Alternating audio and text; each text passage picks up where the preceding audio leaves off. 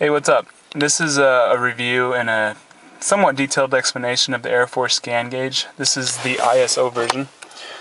This version works with the Toyota. I have a 2001 4Runner.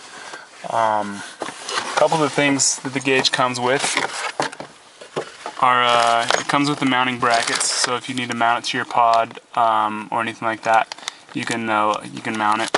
It also comes with a couple different bezels. It comes with a black one and a polished aluminum one.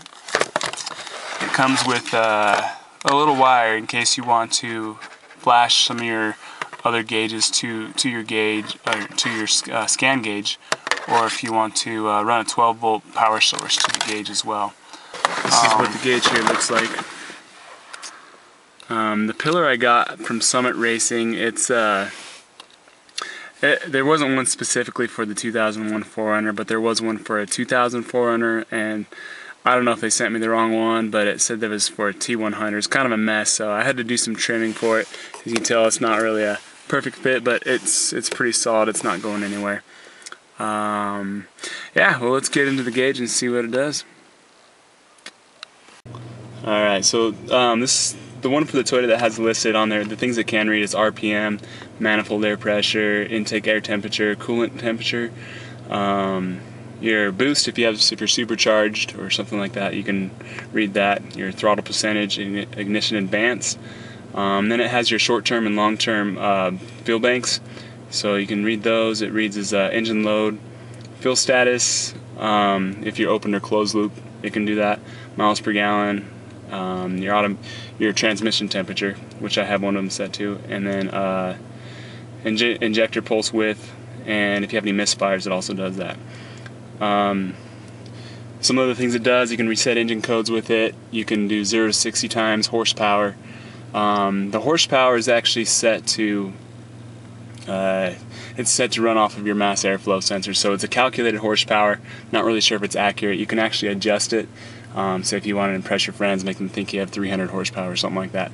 But in reality, if you wanted to, you can, after you dyno your car, you know how, have a better idea of how much horsepower you had. You can definitely calculate it to that, as well as the miles per gallon. If your miles per gallon is off from what you calculate it to, you can also make it more accurate on there.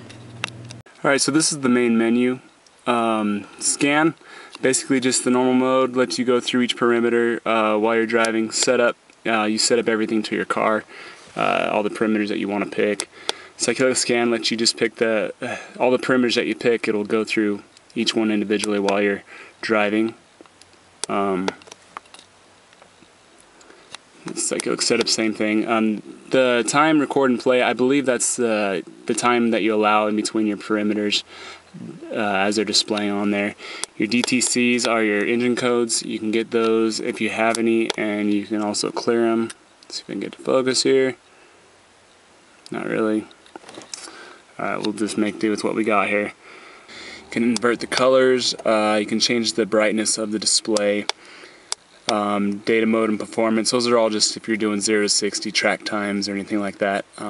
Like I said, I don't really need this stuff. I have a SUV, it doesn't really go fast, yada yada. The same with the statistics. The annunciator is with these two lights here.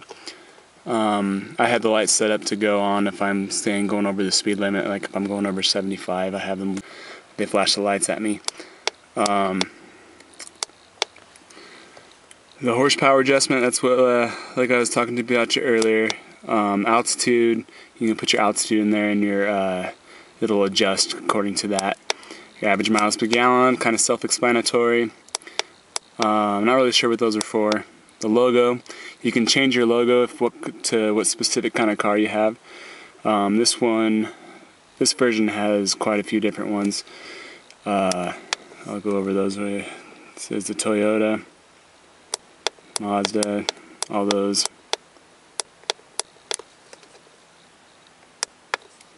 And then there's the Toyota one that's picked.